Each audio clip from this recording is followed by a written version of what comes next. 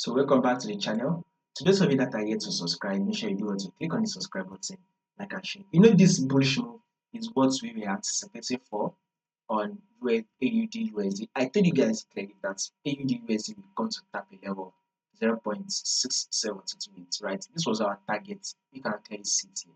We still have our target on. We were anticipating for a bullish move on our AUD USD, and it gave us exactly what we predicted it to do.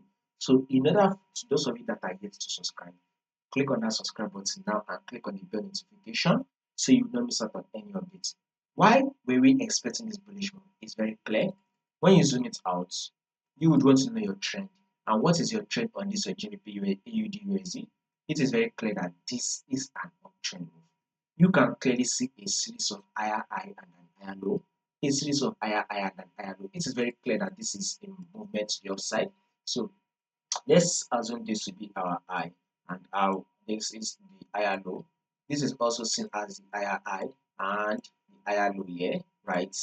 Now with this higher low, we are anticipating for another bullish move that will eventually push up and give us a new higher high. So in the long run, especially if you're a position trader, right, or you're a swing trader, hoping for your buy because market should take out this high, thereby forming a new high. So that is exactly what we should be anticipating for.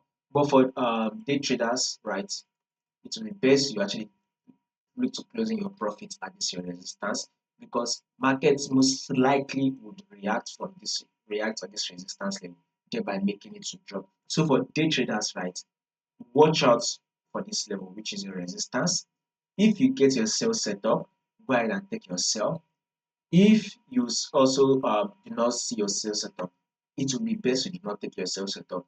If you are in the buy on the street on AUDUSD, do to take your profit at this resistance.